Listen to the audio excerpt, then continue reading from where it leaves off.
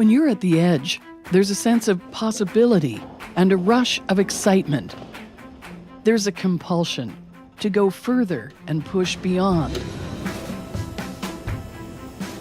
At the edge, we discover, find solutions, know our strengths as individuals, and understand the power of working with others.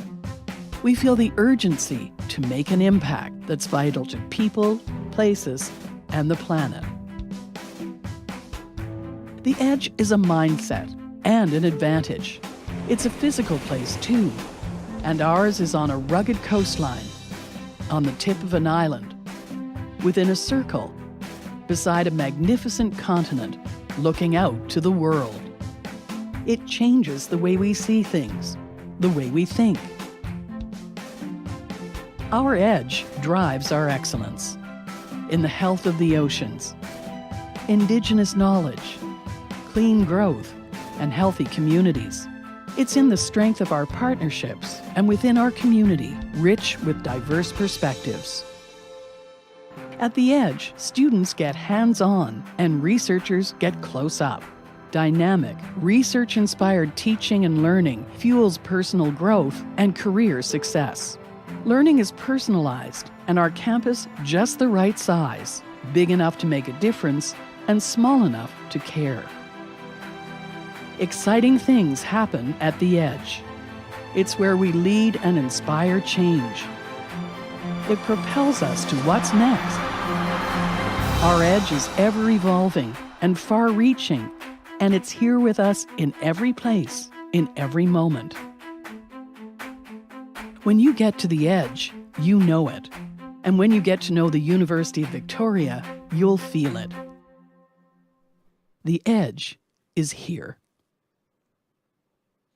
What's up, everyone, and welcome to another Facebook Live session here at the University of Victoria. I'm your host, Kevin, and today I'm meeting students in the Faculty of Science. So let's get to meet these guys and gals so they tell us all about their degrees, their work, and their history at the university.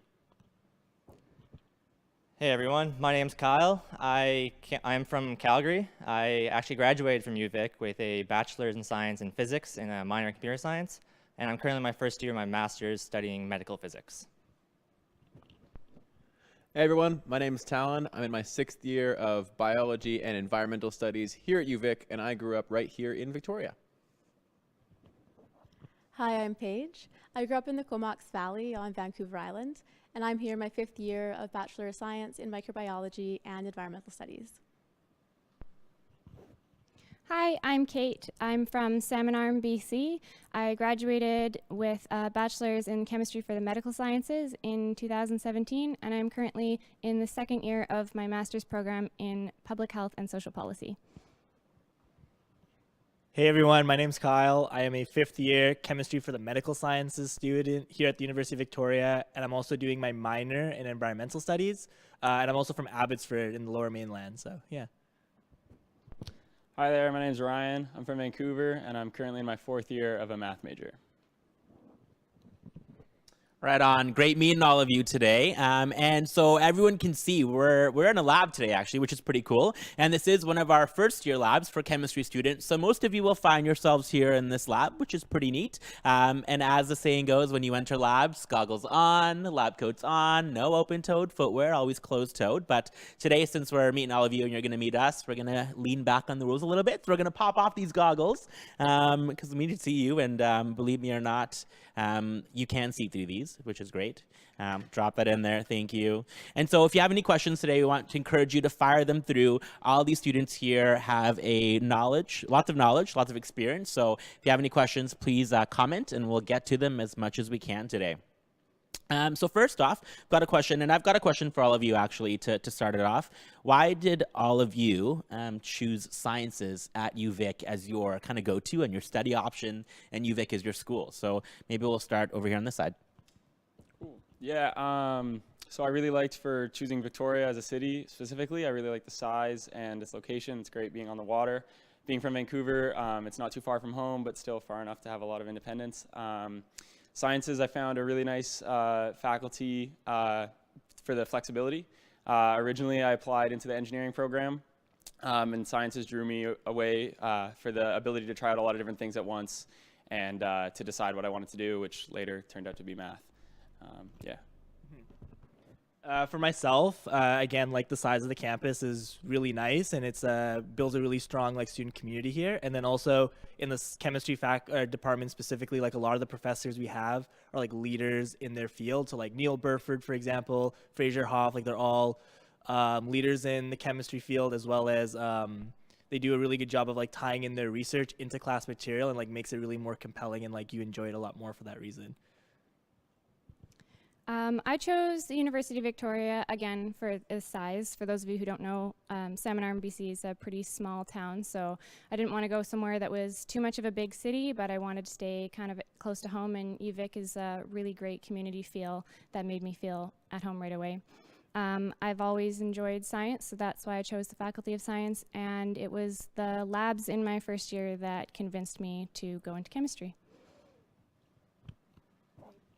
So it was my grade 12 chemistry professor, Mr. Black, who handed me a pamphlet on UVic microbiology, and I don't know, it seemed really cool, so I applied to UVic. Again, I love the size of Victoria. There's a lot of nature you can see every day, and you still get the benefits of kind of being in more of a city. So that's why I chose UVic. I chose UVic for a couple of reasons. The first one was probably because I kind of already knew Ring Road and that's the road around UVic and the campus itself and the size of the campus, but also kind of some of the science behind it. I really enjoy marine ecology and biology, and I heard about UVic's research in that regard and how also close we are, so I can do some kind of like hands-on research around the water's edge here in Victoria. So that's part of the reason why I was keen to choose UVic in the first place, and sciences. So I chose UVic. First of all, I love nature, and here at UVic, Victoria in general, you can go outside, you can hike around year-round. The weather is great. Coming from Calgary, it's cold half the year, so it's great weather here, probably the best in Canada in my opinion. And as for sciences, I started off wanting to be a doctor, so I went into classes and I just found a love for physics as I went in, and it grew from there as the years went on. Yeah. Beauty. Thanks, folks. So it sounds like a lot of you were kind of drawn to Victoria for the nature, the environment, and of course, a lot of the research that's done here kind of drew all of you into the atmosphere and the campus as well, which is awesome. So thank you for those answers. They were beauty. It's like you guys are scripted, which are not. So they're not, folks. Don't worry. Another question for all of you. So I think everyone thinks, and for myself as well, being in the Faculty of Science, it's all about work, work, work. It's hard, do this, it's sciences. Now, can you tell me in your experiences, what is the actual atmosphere like when you enter the Faculty of Science here at UVic? Mr. Talon, we'll start with you. When I entered UVic, I didn't really know exactly what to expect going into sciences, and that's kind of developed a lot over the course of the undergraduate degree. I think, from my experience at least, we start off with kind of a general view of sciences. We take some more general courses with larger class sizes, and as that's kind of grown, not only have the class sizes kind of shrunk and I've got to be more one-on-one with my professors, but I've also kind of focused in my research and what I want to do, basically because of that general knowledge. So that's kind of how that's developed for me over these years. Beauty, thanks. Kyle, I'll ask you as well, because you're doing a minor in another faculty as well. So maybe you can talk a little bit about what the difference is in like those faculties and how you've adapted to science at UVic. Yeah, so what I really liked about science is that like all the professors are really personable, so they do a really good job of like getting to know the students. Like you're not just another number, so they're very open, and again they do a really good job of like involving their research and like what they're doing on campus, and like want undergraduate students to be a part of that. And then doing environmental studies on the flip side, again, it's also very science research driven, but it's more classroom setting, more like in like classrooms again, like writing papers, reading, a lot of reading, and then like the science, as we all understand, like undergraduates, a lot of like wet lab work, like this, like being in laboratories or like being in wet labs doing research and things like that. So that's the only like big difference I experienced. But again, like I'm happy I'm in both because I get to like develop both skills. So yeah. Right on, thank you. So we've got a question here from Alexandra, and she's coming at us from Kenora, Ontario. I hope I said that right, Alex. So if I didn't, you can tell me when you get here. Okay, so there it is. And so Alexandra has a pretty cool question. And I think as of all of us, when we applied to the Faculty of Science, the idea was to be a doctor eventually, was to get there in some point of view. And so she's applied to biology, and she wants to be a doctor. Do you think she made the right decision? Got an expert panel here. Like, was it the right decision? I don't know if the word, the right decision, it's pretty abstract. Yeah, Talon? So you said that she wants to be a doctor right now? Yes. So when I first started my degree, as I think most of us, I thought about the medical sciences and eventually going into that route. And I can say that regardless of whether, well, as someone who didn't end up going that route, it's not the end of the world. Regardless, it is definitely possible to do that, and there are aides and people here on campus that can help you kind of go in that path if that's what you're looking for. But I found personally, at least, that my motivations kind of shifted and changed over the course of my undergraduate degree to steer me away from that, and that was completely okay. And there are also professors and people here and aides on campus that have experienced those kind of situations before that can be helping you make that transition. Yeah, Kyle, I'm going to add it to you as well, because I understand that you are still potentially considering becoming a doctor. So if you can help out Alex over here and tell her what you think. Yeah, so Alex, I have a lot of friends currently in medical school, applying to medical school. There's no one right way or one path to get there. Again, we're all on our own journey. We're all figuring out our own things. Like, the best piece of advice I think that any of us would give is, like, if you do come to undergraduate, like, science is a great place to start, obviously, because it'll give you the tools to eventually, like, achieve those goals. But I have friends, like, in the art program who've ended up in medical school. So again, you can take whatever path you want. It's just a matter of, like, in your undergraduate program, like, finding something you're passionate in that can, like, then transfer to, like, building all these other skill sets. Because, like, again, like, they're looking for well-rounded students when you are going to medical school. So yeah, don't, like, get so focused on, like, oh, I need to be in biochemistry or bio. Like, that's a really bad trap to fall into. Like, follow your love or, like, what you enjoy doing. Yeah. Oh yeah. If I could just add on to that, I totally agree. Do what you love, because that's what you're going to get the best grades in. If you're doing something just to pursue a certain path and then you decide that's not what you want at the end of the road, then you will have done a degree and slogged through something that you don't even enjoy. You might change your mind at the end. I too was interested in medical school, and then I ended up taking an elective through the chem med sci program, and it was medical ethics, as well as I took a health information science class, and I found a passion for the policies that guide the healthcare system, and that's kind of what I'm doing now.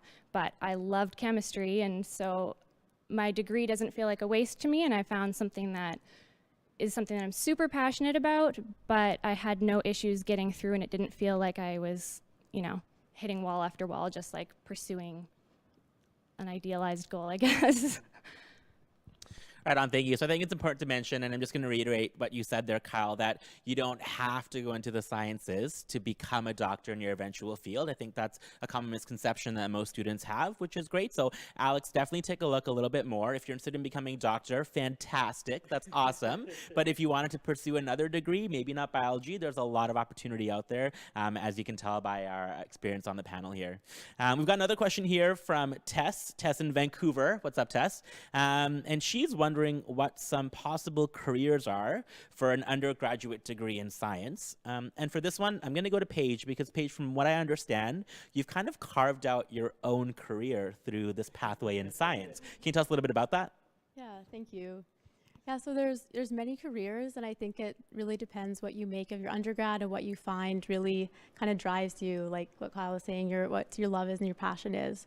So I've been able, through co-op and independent study and my own research and taking time off, to actually end up becoming like a biotech entrepreneur. I developed a bioluminescent glow stick that's non-toxic. So it brought in kind of everything that I love and care about, like biotech, bioluminescence, and also my degree in environmental studies. So that's what I've been able to do, and I think a lot of students probably will end up graduating and saying the same thing, that they kind of found certain things in their degree that really sparked them, and hopefully you find that and are able to run with it. That's super cool. So a biodegradable glow stick essentially. So coming to a concert near you, eh? So yeah, right on, right on. Cool. Awesome. And Kyle, I'm going to go with you as well because you are currently working on your graduate program. So how did you find your pathway through undergraduate and trying to cave out a career? You've settled into a graduate program now. So what was that pathway like for you? Yeah, so a useful program at UVic is actually the co-op program, which actually allows you to have work experience throughout your career here. So during my co-op, I actually got 2 different jobs doing medical physics jobs. One of them was actually in London in the UK, and it really sparked an interest. I was working with MRI machines, and it's just great that you can have the ability to do that here at UVic. I started off wanting to do medical school, and I ended up doing medical physics. So it's kind of reiterating the last question, but even if you do end up in school and find something that you love that wasn't initially your plan, you can still find a way to incorporate all those ideas in the end if you really want. Thank you. And so we've mentioned a lot about this thing called co-op. And so for everybody out there, I'm not too sure if they know what co-op is. So anybody here want to take a stab at explaining what, I mean, yeah, I feel like you all know what it is. So anybody want to know and tell us what is co-op? I've never done one, but I'm in the school, I could explain it. Okay, perfect. All right, here we go.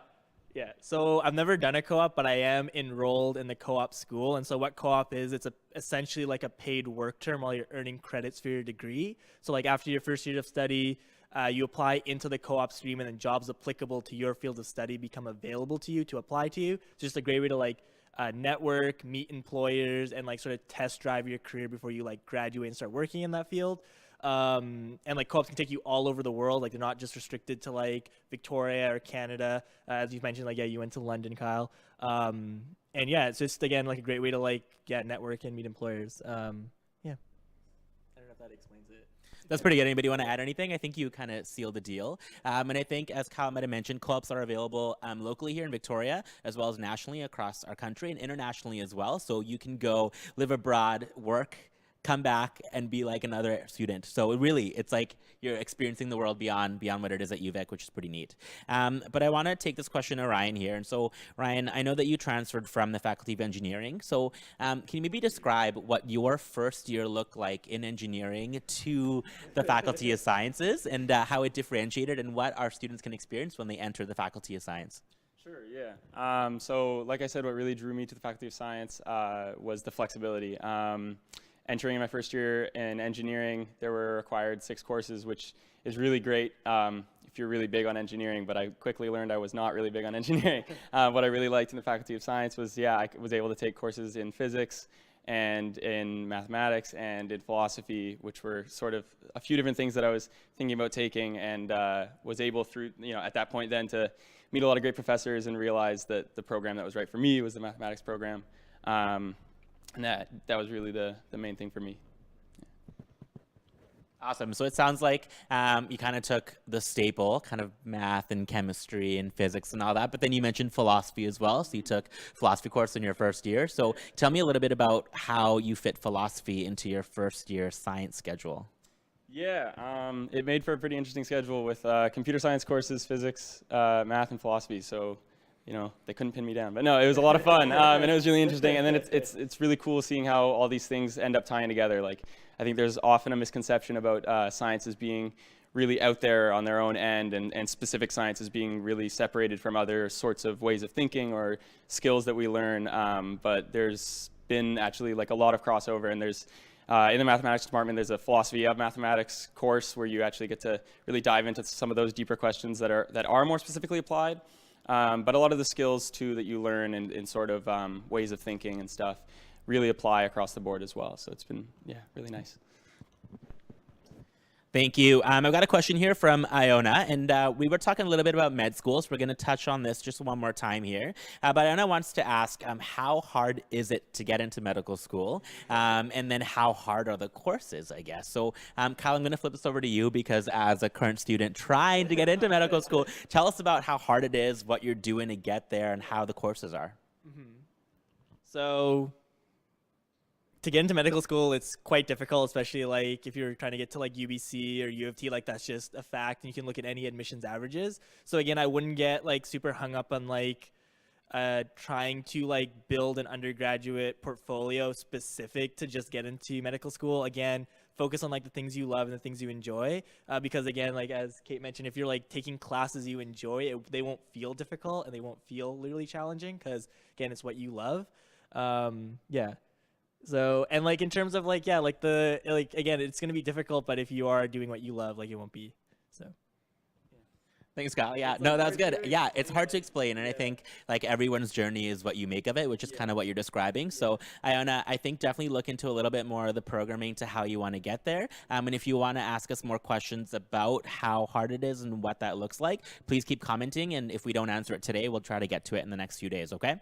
So I've got a cool question here, and this one's going to be for Talon. Talon, you are our resident marine biology field school expert here. So hello, nice to meet you. And I've got student out there. His name's Kyle. He's currently living in Oakville, Ontario. So shout out to Ontario once again. And he actually moved to Canada from South Africa, which is pretty cool. So yeah, pretty neat. We're international, guys. We're international right now.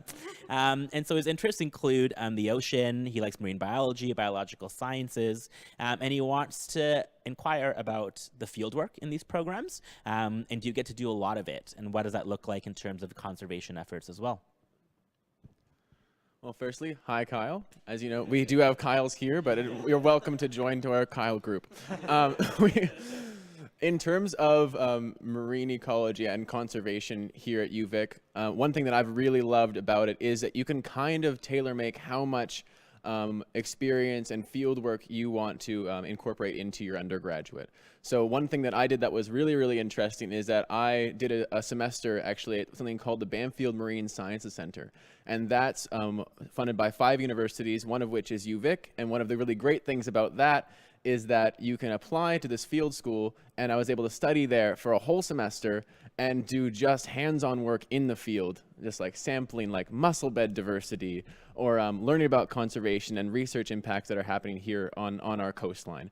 Apart from that, there is a broad range of conservation opportunities that are available through other courses too. My second major is environmental studies, and I got to do a class, for example, this past semester where I sailed around the Gulf Islands, the islands just off of our coast here, for 5 days, and learned about conservation efforts with nonprofit organizations that are happening right here on our coastline. And that was an upper level course that I just took. So I've been very fortunate with the classes that I've gotten to take, but UVic can kind of give you that hands-on experience, at least in my experience, to help you get there, however that may look for you.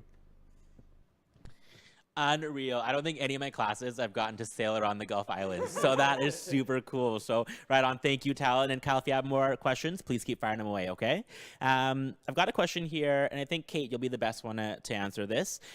Sonia from Calgary. Hello, Calgarians. What's up? She's heard about living learning communities in residence. Would you recommend that she considers the Science LLC? I think the living learning communities, or the LLCs, are really great because you're around like-minded people the whole time. You've got study buddies right next door. All of the events or the majority of the events are tailored to scientific interests, and it's pretty easy to make friends with a common interest like that. Otherwise, if you don't have an LLC, I didn't actually live in an LLC in my first year, and I lived on residence, and I made friends no problem. So for those of you who don't want to live in an LLC, you're gonna make friends no matter what. But we are in different faculties, and sometimes they had exams when I didn't, and we're like, oh, come hang out with me. But could have been kind of cool, I think, to have friends around me who all had the same study schedule, and to bond with people over similar interests. Yeah, that being said, residence is fun no matter what, but the LLC is a really neat opportunity at UVic. Thanks, Kate. And Kyle, I'm going to flip it over to you as well.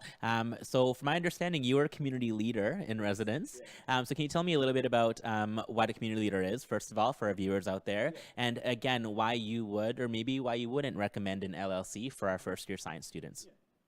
Yeah, so I was a community leader for 8 semesters, so that equates just shy of, or just over 3-ish years. So I did it for quite a bit of time. And what essentially a community leader is like upper year students like living within the dorms with students and like helping facilitate or foster like an inclusive environment and like help create networking for students. And when you live in residence, you sign what's called a residence contract, and they're very explicit about the things students should and shouldn't be doing in residence. As part of our jobs to uphold those rules and like make sure students are following them.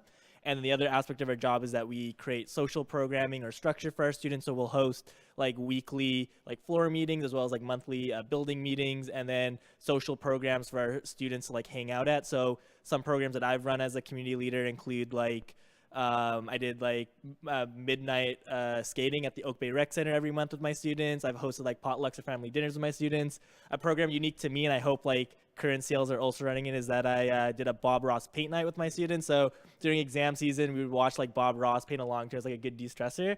So yeah, definitely recommend living in res for like those opportunities. And the living learning communities definitely highly recommend, like as Kate mentioned, groups like-minded students together. It's just a great opportunity to like make friends in your faculty. It's really easy to like form study groups and like work on assignments together. And yeah, like some of their programming is a little more focused and more structured. So like the science community every year, for example, they go to like UBC and like check out their research. They go to the BC Cancer Agency right here on the island, look at their research. And then they'll also like on occasion like invite professors into residence to like talk about how to gear up for like an honors program or like master's school or like any like research in the faculty and like how to get involved. So definitely would recommend. Yeah. Thank you, CL Kyle. There it is. And so we've got a question from Lexi from Penticton. Super cool. She wants to know a little bit about naturopathic medicine. And so Lexi, for you, we advise that you Google pre-professional outlines, either through Google or UVic. Search it up and you can find information regarding naturopathic medicine there. Or if you have more questions, I definitely recommend contacting your advisor or as well as your recruiter, because they'll definitely have more of an answer for you. I don't think any of us can really speak to naturopathic medicine, unfortunately, but keep asking those questions, everybody, because if we can't answer them, we'll find an answer for you, okay? And just a reminder to everybody out there that none of us, we can't answer advising questions, unfortunately, although we like to say everybody's welcome and everybody's in. That's not our job. So please, if you have questions regarding academics or admission requirements, please contact your recruiter for those, okay? Another question from Calgary. Oh, no, we just answered that one. I'm just kidding. So that was Tyler. So Tyler, I hope that we did answer your question. Kyle did talk a lot about how the CLs are involved in the community. So hopefully that did answer. No, don't be sorry. Kyle's like, what? So no, you did really great. So thank you. Cool. So Melissa wants to know if our campus has a diverse population.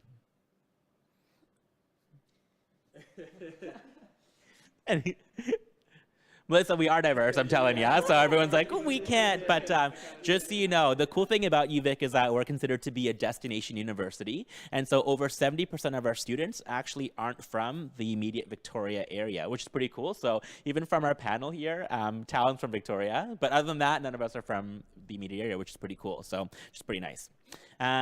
We'll talk a little bit more about co-op because we did mention what it was, but why should students consider co-op? Like why, you know, so I know for a lot of us, it was kind of a no-brainer. We did our research. We wanted to get in co-op and find some jobs, but why should we do co-op? Yeah. Okay. So the great thing about co-op is that you get out of class. When you're in class, you get homework, you get assignments, you get tests, and that's your experience. Of course, you make friends along the way and you learn great material. But when you get into the actual workforce, when you manage to get a job, you work for 4 months actually applying those skills you learned. And that's really important for figuring out what you actually want to do after you graduate. And not only that, but it allows you to, I think someone mentioned earlier, to network much better. It allows you to get those reference letters for future jobs. It lets you have a job in that field if you want. It's definitely a good idea. And you don't only do one, you can do multiple. I personally did 4, so I got a wide range. I did medical physics, I did geophysics actually as well. And you get a wide range to actually figure out what you want to do. And I think that's very important for your futures. Yeah, definitely. And like beyond co-op too, which is definitely super awesome and worth doing and looking into, there's also like work studies you can do during your term. So that's one of the first research assistant positions I ever worked at, was a research assistant as a work study student. And those are offered throughout the year. You can actually do them along with your coursework. And then with co-op, you get also a chance to leave Victoria and live in new places. And you can also access the co-op board, which is where they'll post a lot of jobs within your field, but you don't actually have to use it. So if there's somewhere that you really want to work, you can actually get in touch with them independently and see if you can work that into your co-op position. So there was a lab I knew I wanted to do some research at in Puerto Rico, studying bioluminescence, and that definitely wasn't posted on the UVic job board, but I got in touch, ended up being able to study there for a whole summer with their conservation and research efforts, and it was probably one of the most pivotal experiences of my whole degree. So you can definitely use the facilities that UVic offers, but know that there's a lot more you can do if you kind of seek it out. So I encourage you to do that for sure. Yeah. Dang, a summer in Puerto Rico doesn't sound bad to me at all. I feel like I'm beyond that. So super duper. Thank you, folks. And so cooperative education, as Paige mentioned, there is a lot out there for our students to get involved in. So if you are looking to definitely get involved with the co-op program, check it out. As we mentioned, there's ones that are local, international, wherever you'd like to go. So awesome. We are going to take a short break now. It's a video here from the Faculty of Science, so take a peek. We're not going anywhere. We're going to stay right here. So you stay there in your seats. Take a look at this video, and we'll be right back, okay?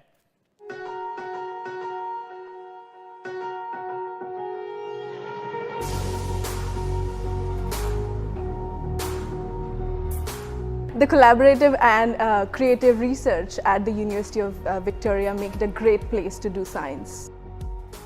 I think the size of the school is really good because it is large enough that it gives you a lot of resources, but it's small enough to still be intimate and you get to know a lot of your fellow classmates. The University of Victoria has this amazing community which allows some really great science to be done here. There's a huge variety of fields that are available if you want to pursue them, and a huge amount of expertise.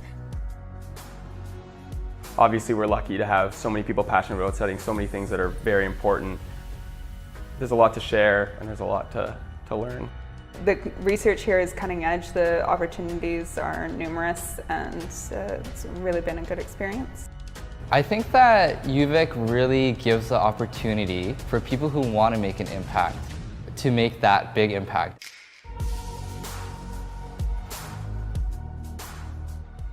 The way that UVic has set up their labs, where there are unique labs for almost every single course, it really engages you with the course material and gives you the opportunity to directly apply the stuff that you're learning in lecture into a lab setting right away.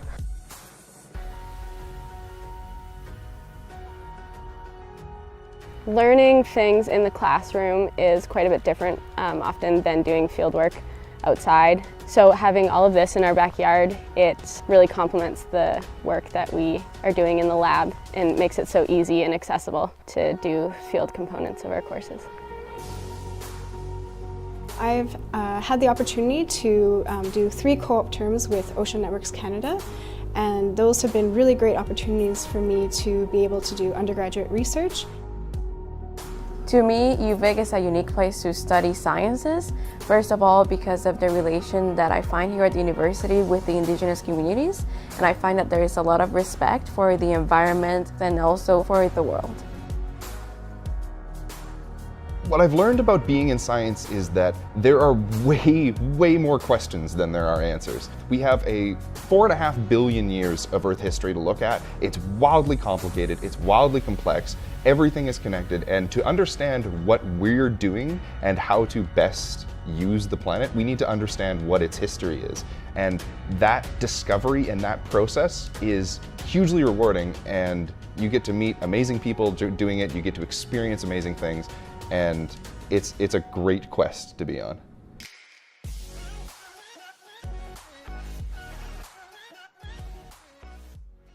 See, we didn't go anywhere. We're right here. So hopefully that video was entertaining. It's pretty cool. And seeing it now, I'm still like, wow, like I could go back in time and do it again, I would. So we do have a question regarding co-op.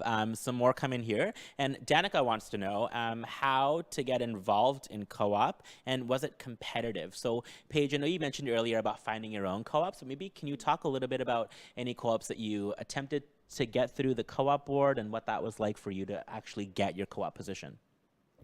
Yeah, I would say the first co-op was the hardest. It's kind of that, like, you need experience to get the job, but then you need the job to get the experience to actually do the job.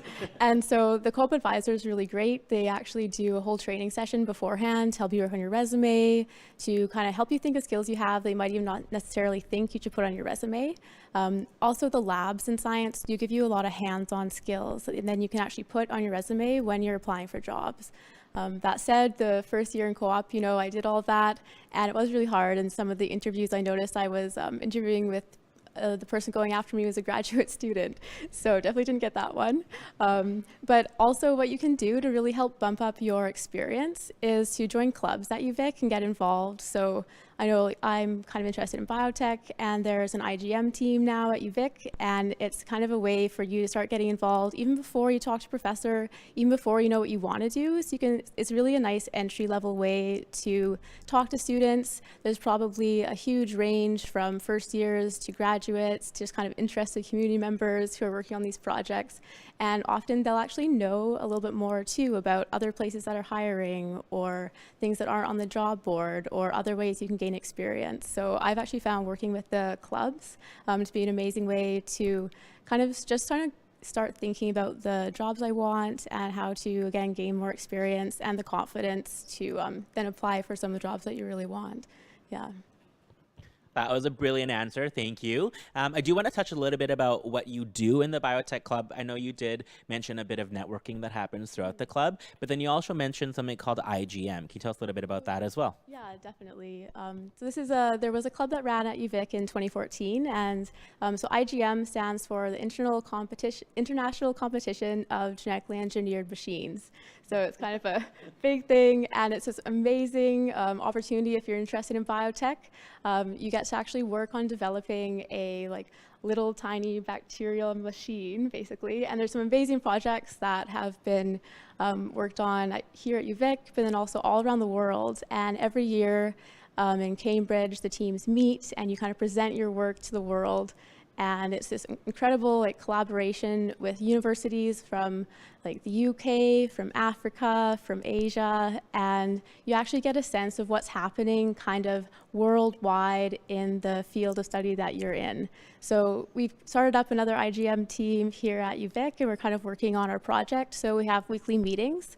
Often we'll brainstorm what we can work on, and in the brainstorming sessions then we'll create some tasks that people can then do at their own time. So if you're a first-year student, that might be as simple as just finding a paper that you really like, or doing a little bit of research on what other teams have done and bringing it back to the team and saying, hey, I think this is really cool, could we talk about this? And then beyond that, we're actually going to be doing some, quite a bit actually, of lab work in the summer. So we'll actually be getting a chance to get your kind of feet wet in the lab, so to speak, yeah.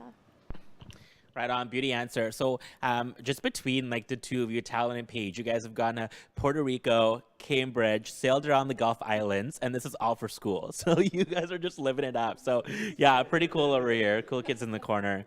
So got a question from Christina, and she wants to know, in our consideration, how hard are the sciences?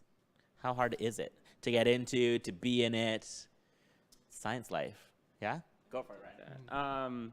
I think someone alluded to this earlier about taking the things that really interest you, and then the kind of level of difficulty is something that doesn't appear quite as much.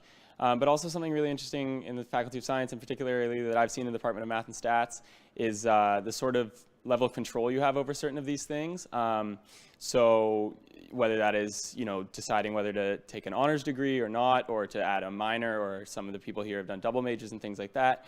But also with levels of competition, like in the Math and Stats department, for example, they have a couple of different annual math competitions and things like that, and sort of programs like that for people that want to add sort of a competitive edge or level to that. But if you don't, then there are, all sorts of ways to avoid those things or to just enjoy it in a more laid back or more collaborative ways of learning as well. So it's really up to you. Anybody else want to take a stab at how hard the sciences are? Yeah, Talon? Sure. So one thing in terms of when you are here in terms of sciences, it's kind of, what I found at least is that it gets easier, like you said before, the more you enjoy it. And what makes you competitive, or a good competitor, I suppose, in that way to get in, is really how engaged you are in what you're doing. So if you engage with advisors and when you come here to really find what your niche is, that in turn makes you more competitive in what you're doing. And then you can find these kind of opportunities like what Paige talked about, or I talked about as well, to kind of give you that hands-on experience into what you're doing. And so it's kind of like this interesting little feedback loop of enjoying your experience here. And I feel like that makes it really, actually then really easy. And hopefully, at least for me, UVic has kind of given me the tools in order to do that. I think the biggest thing that I could say about it being feasible or easy is go to class. A lot of students make the mistake of buying the textbook or looking at notes from friends, or it's okay, I don't need to go to my 9:30 class because my friend Kevin is in that class and he's going to go and take notes for me. And it's possible to get notes from friends or to, work from the textbook when you miss class if you're sick, but you are doing yourself a disservice by not going to class, because the conversations that are had there, the subtle emphasis that your prof puts on this is important. You can put a little star in your notebooks, and when you're studying for midterms, you have to know that. You don't pick those things up from the textbook or from somebody else's notes, so go to class. Yeah, just to add to that, like a metaphor my friends and I used to like to say in first year was skipping class is like paying for a hotel room but then sleeping on the bench outside. So it's just like a complete waste of time and money. And then also like just speaking to the resources as well, like your university experience, you'll get out of it as much as you put into it. So like the professors, like especially like first year classes, often like the department heads teach those classes. So they do a really good job of like explaining like how office hours work, where the learning commons is, how to get in contact with like upper year students, either through like your lab sessions like this or like through tutorials, which are like smaller classroom settings. So they do a good job of like presenting like this is how you can succeed. Again, it's a matter of students like reaching out and like fully utilizing those resources. So again, you get what you put into the program. Yeah. Yeah, I just wanted to say as well, like going to class is very important, but there are other places you can go as well as going to class. So like the math and stats department runs a math and stats help center that runs, I think, 2 or 3, maybe 4 times a week. That's really helpful for first and second year math courses, getting help with anything that's not homework. And I know when I was in first and second year physics courses as well, there was a physics aid service that was very helpful, and there's some really dedicated upper level and master's students and PhD students that help run those, and there are a lot of extra resources around because it can be difficult. And yeah, so there's always help around. Thank you. And I think a lot of students, and from my experience as well, to help break out and to help make the first years a bit more comfortable in terms of how hard the courses were, there were options for electives. So can you folks tell me a little bit about some electives you took that would help break up your coursework, something maybe a little bit fun that you did that still counted for credits and still counted towards graduation? So I know there's some smiles over here. So what are some cool electives you took to help make your first years a bit more comfortable? Yeah, go for it. Yeah. I just have to shout out the School of Environmental Studies because it's really given like a heart to my degree.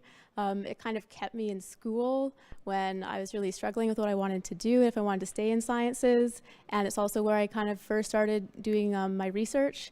And now I found an amazing professor who we ended up really having these amazing chats about the kind of research we both wanted to do, and it turned into an independent study. So School of Environmental Studies is amazing. You can take ES 200 as an elective for almost any first year program, and some of the courses also count towards a biology degree and can work for many different electives. And I don't know, I just love how it broadens my degree. Some of the things that felt really far away in my kind of hardcore science classes, just like the state of the world and some of the fears I have about the future. And it kind of brought it all home while I was here at school and gave me so much passion to actually keep going when it did get really rough. And sometimes it will get really hard and you might fail for the first time ever, like while you're here at university. And there's also a lot of support so if you really feel like you are struggling. And the biggest thing is just to reach out for help, because there's a lot of help. But yeah, so just be on yourself to watch out for that. And also something that you can use as a way to feel good about yourself outside of school, because you can put a lot of your identity into how you do in school, and sometimes when it doesn't work out, it can be really rough. So something to think about. Yeah. Any elective stories that we've got? Yeah. Sorry. This is just to go off of the environmental studies thing as well, because you can take this course as an elective. I ended up using it towards my degree, but there's another class just to speak to classes that engage you with more than just kind of abstract course content. I had this interesting class in environmental studies where part of one of the assignments was to write kind of like an article about a relevant issue that's happening here in the city. And so I wrote an article about Victoria's plastic bag ban in the city. And the professor after the class actually said, if I wanted to, I could take this article and try and get it published. And she helped me with that. And so a little while ago, she was able to help me get it published in the local newspaper here in the city. So it was just really interesting that these kind of courses are more than just content. And these teachers, especially for me, like in biology and environmental studies, are really dedicated a lot of the time to helping and wanting you to succeed and push through that barrier of just impacting the real world as well. Any more? These are great electives that are awesome. So. I personally mostly took my electives in the sciences or in health information science and medical ethics, but I can say that my brother, who was in first year science, did a theater elective just as something to shake it up, and he had a lot of fun with it and met his girlfriend, so there's a plus, right? Yeah. Oh, yeah, I also just wanted to say, like, doing so I took environmental studies 200 as an elective, and I fell in love with the course. Like, it really felt like it grounded my chemistry degree in society and like its application. So then I followed through and and I'm finishing my minor now in environmental studies. So again, gives you good applications, and like the environmental study school isn't just again about classwork, because a lot of my assignments were going out into the community and engaging with people, which I really appreciated. And some other notable electives I've taken Fine Arts 101, creative being, and that course was essentially going to different events, artistic events throughout the city, and just writing about it, experiencing and writing about it. So again, there's a lot of opportunity to gauge within the Victoria community, which I really like. Yeah. Did you want to? Sure, yeah. I was just going to add some other fun electives. I took an intro German course, which was really fun. I mean, there's just all sorts of different things. I also took that intro acting course that I think was being alluded to there. I didn't meet a girlfriend there, but it was a lot of fun. And like I mentioned before, a lot of different philosophy courses. There are all sorts of different things. And I mean, when you look at the course registration pages, I mean, there are so many departments and so many different courses offered that when you do some digging, there's so much more than you expect to find. So there's a lot out there.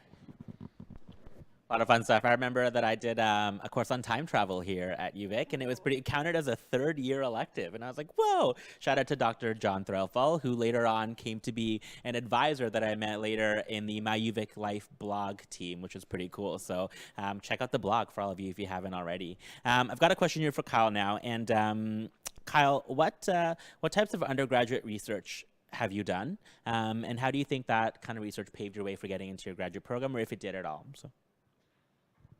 Okay, so my physics degree, and I'm sure this is the same, so for chemistry, biology, you can do an honors degree. An honors degree is basically an extended degree that lets you do research along with your classes in your final year, and you get the ability to make a poster and a thesis of your research. It's just it's a mini paper, and you get to do research with a professor in the faculty. And I did research with my actual current supervisor of my master's research, and I feel like having that background going into my graduate degree really springboarded me to being able to accomplish more.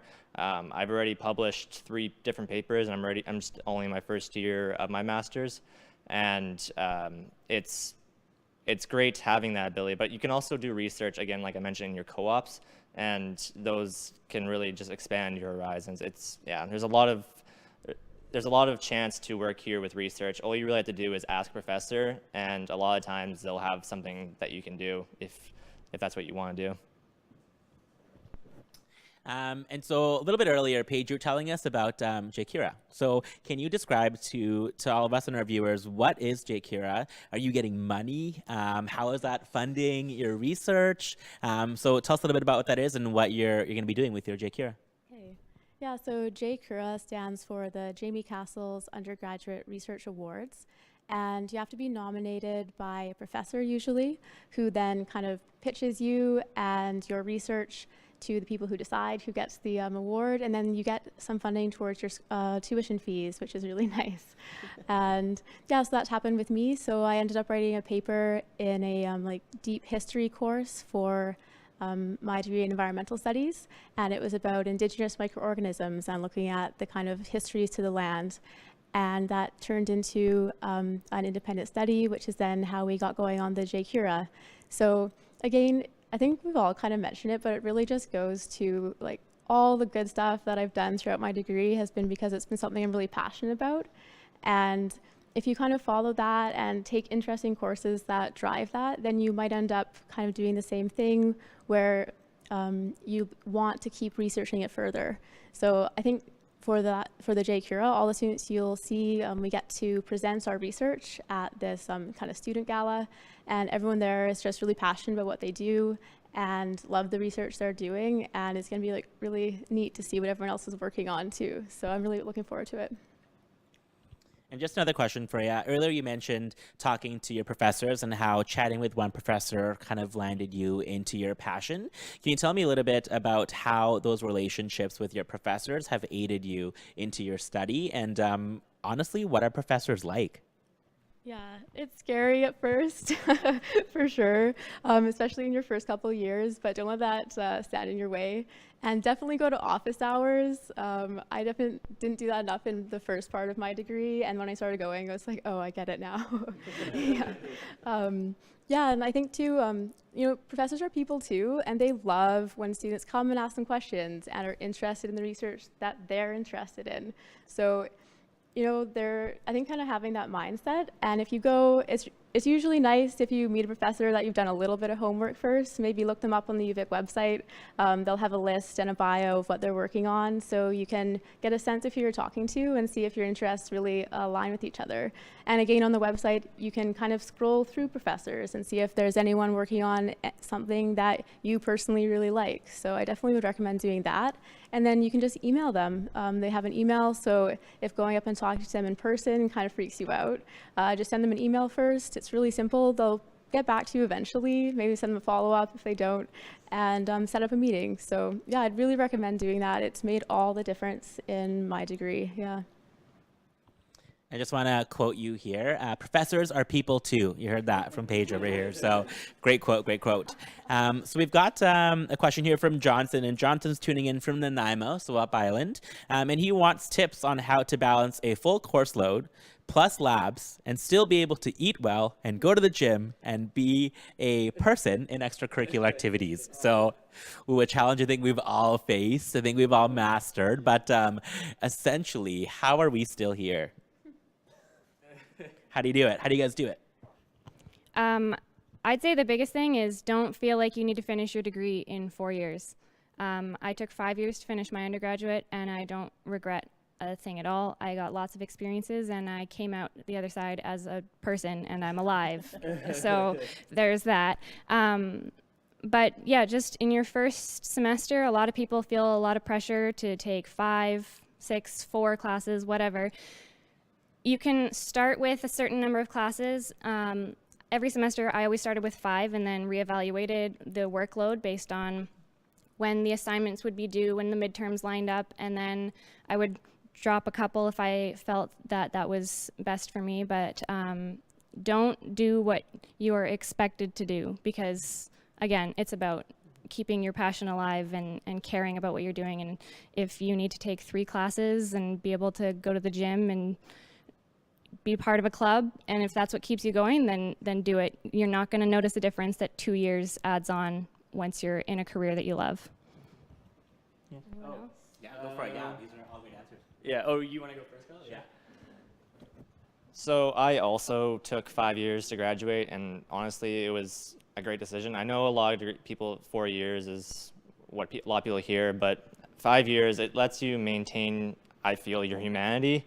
You're not just stuck doing homework all the time. I was able to do social events with my friends. I play hockey in my free time. I was able to go to the gym a few times a week. You're able, those things that get rid of that stress are very important, I feel, to actually make it through the 4 years.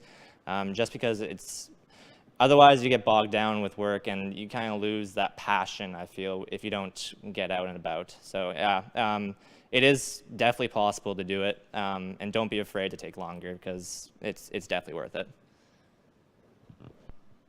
Yeah, I'm also taking 5 years to finish my degree. So yeah, like we're all on our own path and on our own journey and taking our own paths. And also like in your first semester or second semester, like it's all about trial and error too. You like learn like the best ways. Like I imagine like we all went through that, like trying to figure out like the best ways to study, best ways to like schedule things. What I felt like helped me was just like knowing like I'm like coming from a very like athletic background. Like I played a lot of sports in high school, so I was like, all right, I'm gonna join intramurals. I'm going to play at least like one intramural sport like every semester, and that's something I've done through my whole undergrad. So it was a great way to like stay active, stay healthy. 4-time volleyball champions, indoor champions, just like a like slight plug for myself. But again, like it's just like little things like that, and just like staying like making time for those things and making time for yourself, so like you won't burn out, as Kyle mentioned. Like you'll stay fresh through your whole undergrad. So yeah.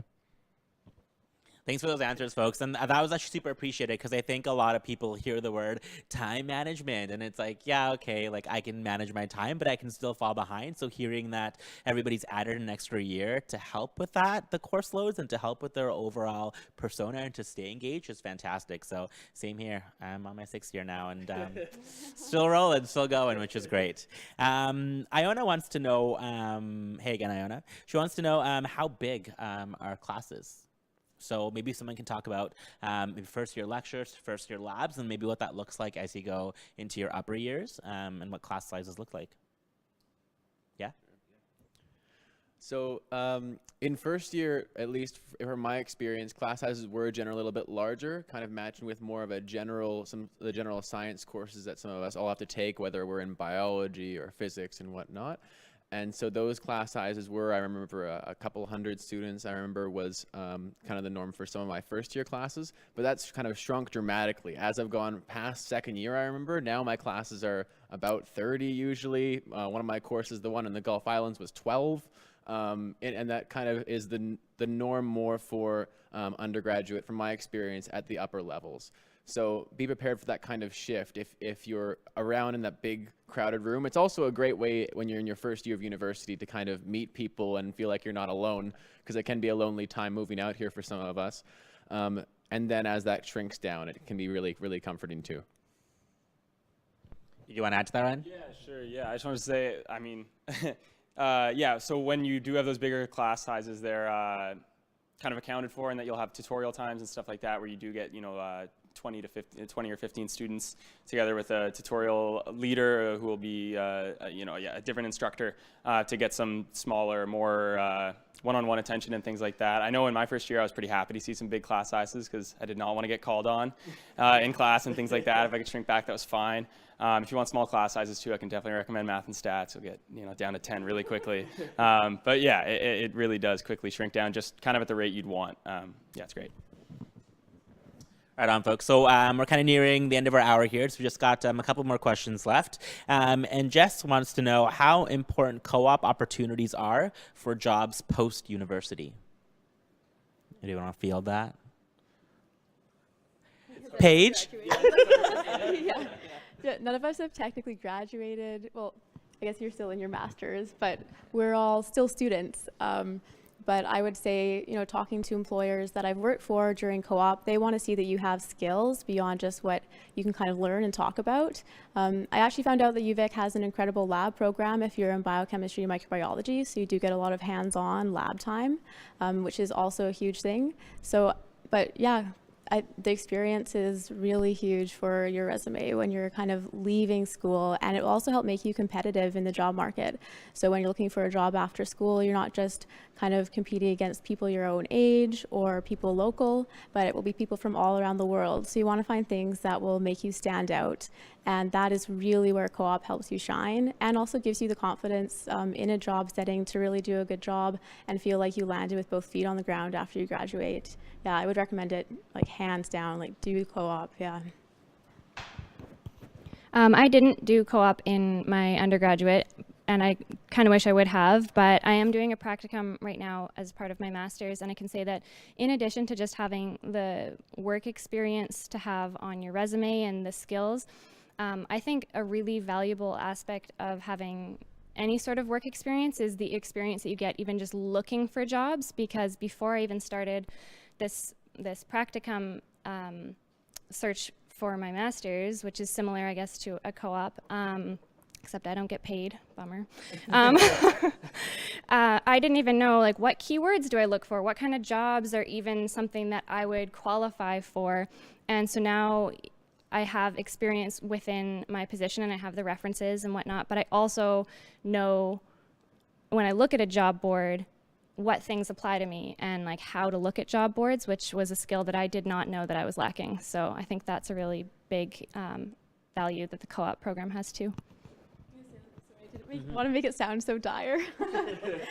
There's so many things you can do during your degree, but yeah, Totally. I think my roommate actually just graduated as well, and he did a co-op, and he emailed his co-op supervisor in Vancouver, and he's landed a job in the lab in Vancouver for January. So he's moving out, which sucks, but he got a job just from the co-op that he did. So super cool. So you can get tons of jobs out there, just it's networking and contacts, right? So for everybody here, we are at the end of our hour, but I want to finish off with one quick thing, and I'd like you all to mention either one word or a couple keywords to finish off this sentence. My UVic life is. So I'll give you like 4 seconds to think about it.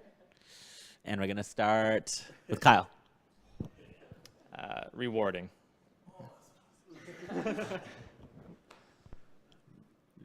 Changing and adapting. Pretty awesome. Different from what I ever could have expected. Life altering. Fun.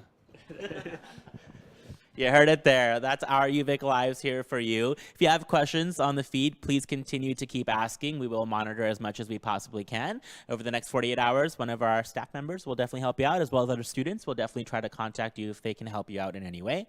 But from the panel here, thank you so much for sitting with me and helping out all the students out there. You guys are true vets in the Faculty of Science. And for all of you out there, good luck. Happy holidays. Maybe we'll see you at UVic in the few coming months. Bye.